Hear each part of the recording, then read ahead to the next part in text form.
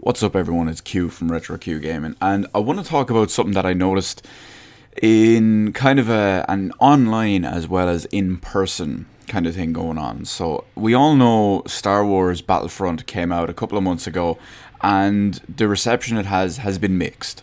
A lot of people have been complaining about the content. A lot of people have been bored and fed up of the game for a decent amount of time now. Hell, I mean, I work in GameStop, and we actually had someone trade in Star Wars Battlefront the day after it released. They were already just they said they enjoyed it. They just said there was so little content and just so little to do in it that it couldn't keep them. And he was saying that he'd played it for like 6 or 10 hours or so in the over the space of the 24 hours he'd bought it, and he just said it's not going to be for him past a week or so.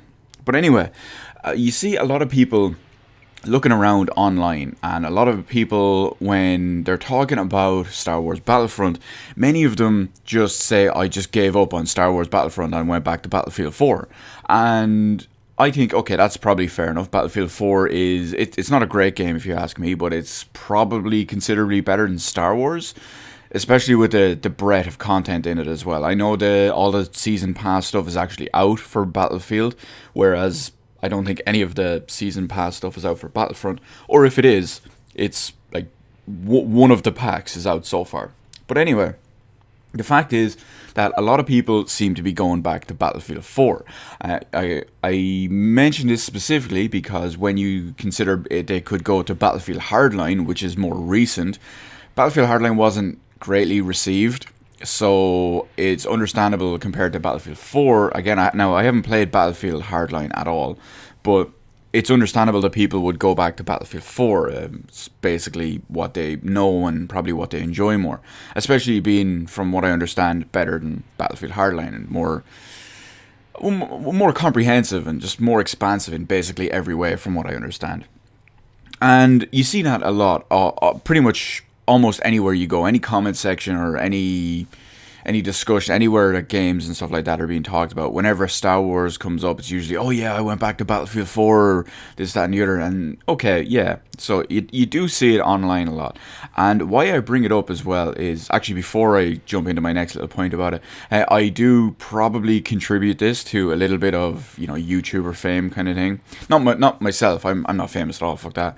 But when a perfect example is when no-name games and games that have been like obscure and out of date and just whatever for years, when a popular YouTuber plays them and they just become really popular again, because all the kids and all the, not just the kids, but I mean, it's just a habit from around here at least, but all the kids and all the other people who follow them and all, they think, oh, maybe I'll play that game, blah blah blah.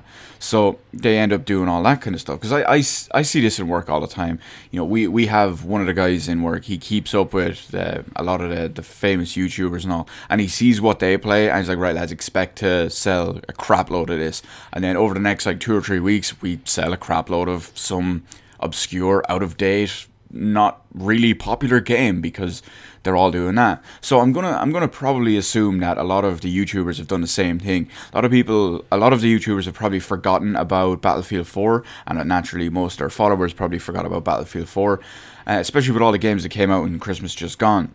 But now that we're in the kind of quiet period again, Star Wars is probably kind of winding down, in the sense that everyone's probably bored of it and there's probably very little to do in it. So I could imagine that some of the YouTubers are going back to Battlefield 4. And yeah, of course, they're probably skipping Battlefield Hardline and going back to 4 for what I understand being obvious reasons. So I attribute the next part and the previous part of this whole discussion to, well, basically just what I just covered. So the next part is, now this is all anecdotal, of course, because this is just my experience with it, but I'm really good with faces. I'm really good with names, faces, and remembering stuff. Like, say, it's like, oh, say some guy comes in, oh yeah, you were in here, like 2-3 weeks ago, you bought this, whatever, that kind of thing. I'm really good with that kind of stuff. So a lot of the things I noticed as well is, I'd say, it's hard to get an exact number, but I want to go with about 50%. That's probably a good average. I mean, sure, it could be a bit lower, sure, it could be a bit higher, but out of all including all the run up to Christmas and all the way up to now, the end of February, whenever I see regular customers and just all that stuff. I mean, sure, over Christmas and all, you have the parents buying it and all, and you have the people who never come into GameStop and they come in like once a year just to buy a game or something like that. But out of all the considerably, even half, semi-regular customers, and obviously the regular customers as well, I noticed a significant amount of them, probably about half of them, actually ones that bought Star Wars actually going back to Battlefield 4. So we have a huge amount of people coming in looking for Battlefield 4 on PS4. Now, there's a couple of people looking for it on Xbox One as well, but the majority of them are looking for Battlefield 4 on PS4. And I'm just like, well, geez, did you not buy Star Wars a little while ago? Most of them all have the same response. It's like, yeah, it was good for the first couple of weeks, then there's just so little content in it, and I'm just completely bored of it now, and I don't want to pay €50 for a season pass. And okay, that's understandable, considering that how bare bones the game actually seemed to ship in, and the fact that you'd have to pay an extra €50 just to get it up to, well, I won't even call it playable standards, just to get it up to a decent amount of content standard. Like, that's basically, when that game came out, that launched at €75. So if you buy the season pass and the game at launch, that was €125 just to get the game up to decent levels of content. And that's fucking mad. And now that's a whole other discussion that I could have. I could get into the whole thing with games being stripped of content, games having content pulled out of them just so they could sell on the season pass, all that kind of shit.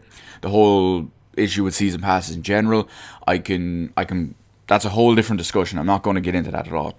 But the fact is that so many of these people, like I said, I know it's anecdotal because I'm just giving my own experience with it, but chances are, when you take my experience with it in my store and you apply that maybe once to each individual store. So, I mean, say I have a 50% rate of Star Wars customers going back to Battlefield 4. So let's say I have a 50% rate of that, and then you apply that to every store in Ireland, and then you apply that to every store in the world.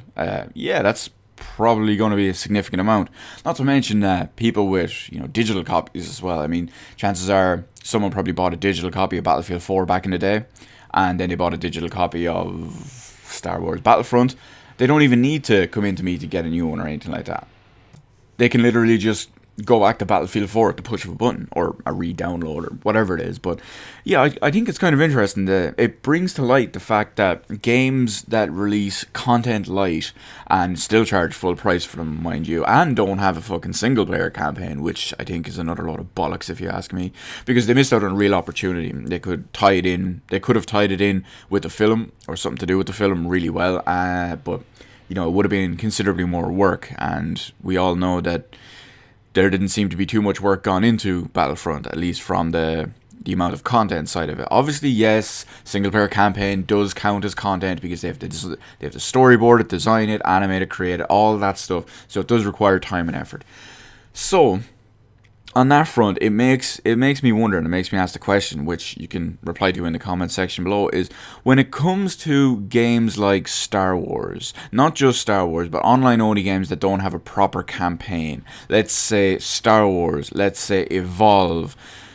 I hesitate to throw Destiny in there because sure, it's an online only game and you can play the majority of it by yourself, but the story just basically isn't there, which probably it's probably its own big issue and its own big reason, simply because they probably tried to cut it down to such bare minimum at the time of release anyway, such bare minimums that it just kind of fell by the wayside just to get people online and playing. And well, Destiny is a whole clusterfuck as it is already, and as it has been ever since it's been released, so that's a whole other issue. So let me know in the comment section below what you think about all that kind of stuff, with people going back and people finally getting fed up and getting bored and going back to a previous game in, we'll call it the same series.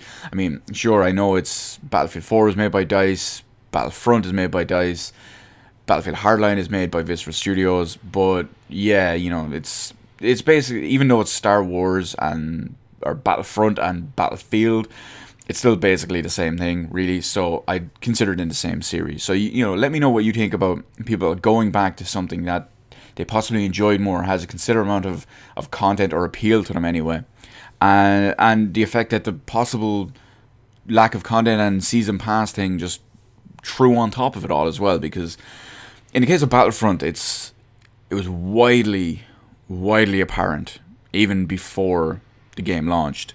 It was just, people knew that it was red flags all over the place, and it looks like those red flags were fairly accurate from what I see so far anyway. So let me know all that in the comment section below. Hit the like button, hit the subscribe button. You can follow me on Twitter, details in the description below. Thank you for watching, and I'll see you in the rest of the videos in my channel.